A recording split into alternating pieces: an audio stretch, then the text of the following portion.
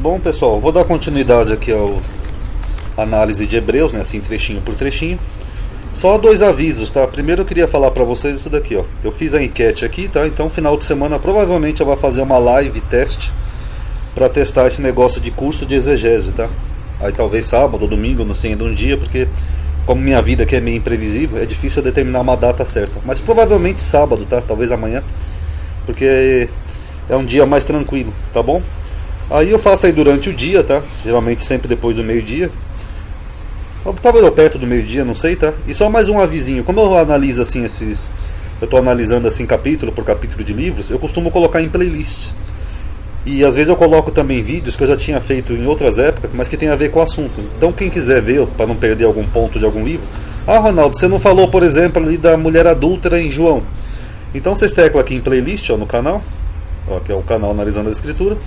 Aí tem todos os vídeos que eu coloco na mesma playlist, ó. Ó, aqui de Hebreus que eu estou fazendo agora já tem 5 vídeos. Inclusive eu coloquei um vídeo que eu já tinha feito sobre o Salmo 110, coloquei aqui. Ó, de João tem 18 vídeos, inclusive vídeos antigos que tinham a ver com o mesmo tema, e assim por diante, tá bom? Aí é só teclar em playlist que dá pra ver, tá bom, pessoal? Então vamos lá. Nós falamos no vídeo anterior sobre Melquisedeque, né, que o autor utilizou versões gregas. Ele desconhece a história de Abraão e Melquisedeque. Melquisedeque era um rei jebuseu, então o deus que ele seguia era outro. Inclusive eu esqueci de mencionar também no vídeo que esse nome de Melquisedeque não é bem um nome, né? É um título. Malquitzadek, o rei de justiça, um rei justo. Coisa que parece que o autor também desconhece, né? Por isso que esse mesmo nome é aplicado lá no Salmo, né? Porque Salmo ali não é uma pessoa, é um rei justo, tá bom? E para fechar aqui de Melquisedeque tem esse versículo estranho aqui que eu já mencionei num vídeo antigo uma vez, que ele fala que o Melquisedeque é sem pai, sem mãe, sem genealogia, não tem princípio de dias e nem fim de vida. Então é muito estranho, né? Quem que é Melquisedeque? É um deus? O cara não tem pai, não tem mãe, ele nasceu como? Ele desceu do céu também, que nem Jesus? Ele não ter genealogia, tudo bem, alguém pode não ter registrado, mas não ter princípio de dias e nem fim de vida? Melquisedeque está vivo até hoje? Então é muito estranho, né, a descrição que o autor de Hebreus faz de Melquisedeque, né, como se ele fosse quase um ser divino, né? Inclusive ele menciona aqui, ó, rei de justiça, né, que é o Malquitzedek, né, e também era o rei de Salém, tá? Aí o livro de Hebreus tem uma grande influência paulina, né? O autor ecoa expressões típicas que é da corrente de pensamento paulina. Esse primeiro aqui eu já mostrei no vídeo anterior, né, que ele usa a tentação do deserto como exemplo, que nem Paulo faz aqui em Coríntios. Aqui depois ele menciona muito sobre os rudimentos da palavra de Deus, como Paulo fazia, por exemplo, aqui em Gálatas, Colossenses e em outras epístolas, né? Os rudimentos. Ele fala aqui de leite, ó, e vós haveis feito tais que necessitais de leite, e não de sólido alimento, que nem Paulo falou aqui em Coríntios, ó, com leite vos criei. Ele também fala aqui de novo de leite, né? Aqui no versículo 5, 13 e 14. Então, esses pontos aqui se assemelham, né, ao estilo paulino. Aqui no capítulo 10, 34, ele fala das suas prisões. Então o autor também passou por prisões que nem Paulo, que Paulo menciona prisões em várias epístolas. Em Hebreus 13, 2 ele fala da hospitalidade, que é o que Paulo fazia também em algumas epístolas, né, para receber os santos da igreja. E em 13, 23 ele menciona Timóteo, que era um grande companheiro de Paulo, onde Paulo menciona em quase todas as epístolas. Quase todas as epístolas de Paulo ele menciona esse tal de Timóteo, devia ser alguém conhecido na igreja. Então aqui são muitas semelhanças, né, de alguns pontos de Hebreus com as epístolas de Paulo. Quer dizer que essa epístola é de Paulo? Não necessariamente. Pode ser de alguém que pertencia ao seu círculo de influência, como por exemplo um discípulo, né, de Paulo, ou talvez até um pai da igreja, alguém que tenha conhecido Paulo, tido acesso às cartas de Paulo e fez uso do mesmo estilo porque aprendeu com Paulo. Tá? Então pessoas que fazem essas comparações assim e dizem que Hebreus é de Paulo, elas estão equivocadas.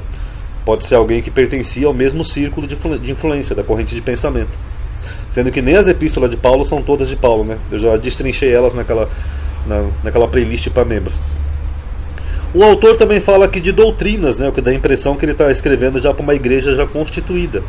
Que ele fala aqui, ó, doutrina de batismos, imposição de mãos, ressurreição dos mortos e juízo eterno. Então aqui ele está falando de doutrinas, o que seria mais típico de uma igreja que já estava mais estabelecida.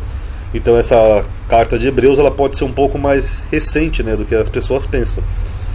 Aqui também nesses versículos ele quebra um pouco aquela teoria que algumas igrejas têm, de salvos para sempre. Ah, uma vez salvo, salvo para sempre.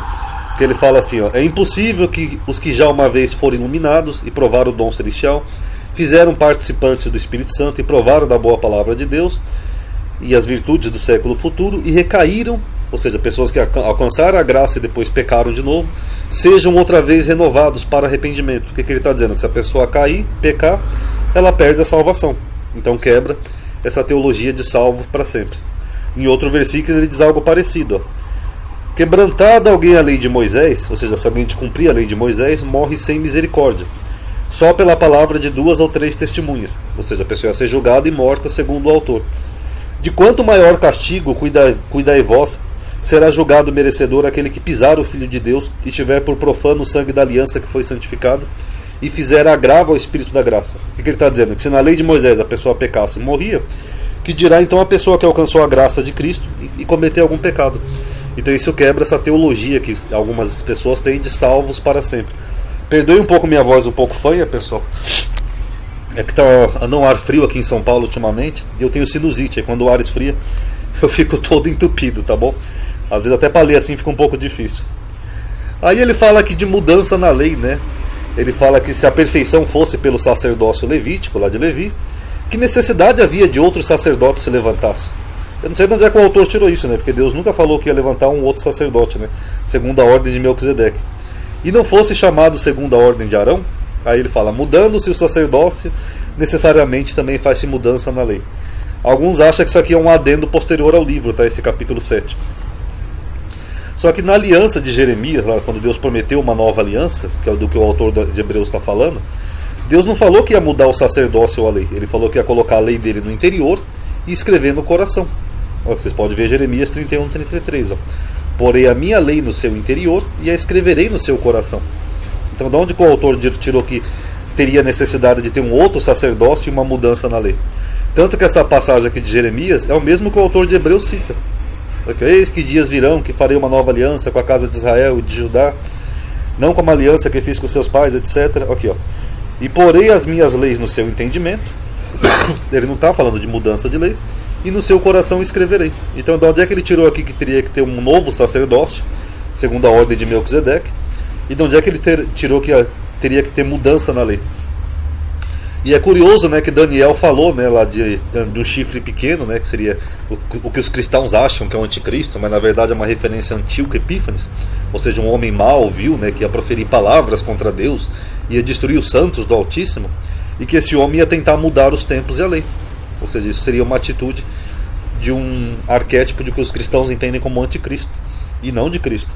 Mas o autor de Hebreus entende que Cristo fez isso, ó, mudando o seu sacerdócio, mudou-se a lei. Então fica confuso isso daí. Aí com relação à datação, eu já vou terminar aqui, ó. Tem pontos da epístola que dá a entender que a epístola é anterior, é mais antiga, como esses dois versículos aqui, ó, 8.4 e 8.9.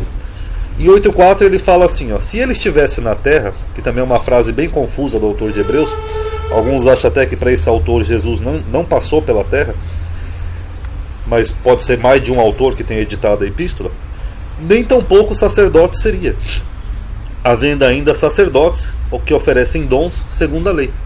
Então se ele dá a entender que na época que ele está escrevendo ainda tinha os sacerdotes oferecendo dons, né, sacrifícios, dá a entender que o templo ainda estava de pé quando ele escreveu a carta. É uma hipótese.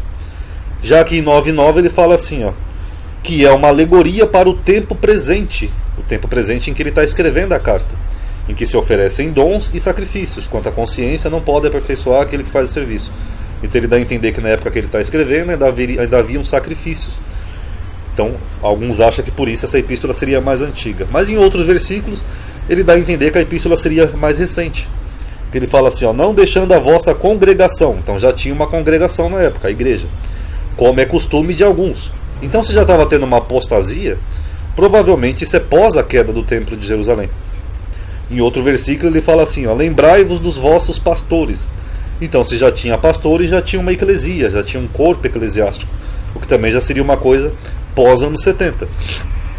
Aqui em Hebreus 13:7 ele repete, ó, obedecei a vossos pastores, dando a entender que já tinha um clero. Então essas referências cruzadas aqui de Hebreus é confusa. Esses sacrifícios aqui pode ser que sejam sacrifícios em outro lugar, porque aqui no final ele fala que escreveu da Itália. Ó, saudai a todos os vossos chefes e todos os santos. Os da Itália vos saúdam. Então ele podia estar em Roma, e esses sacrifícios que ele está falando aqui podem não ser no templo de Jerusalém. Podiam ser sacrifícios em alguma sinagoga em Roma.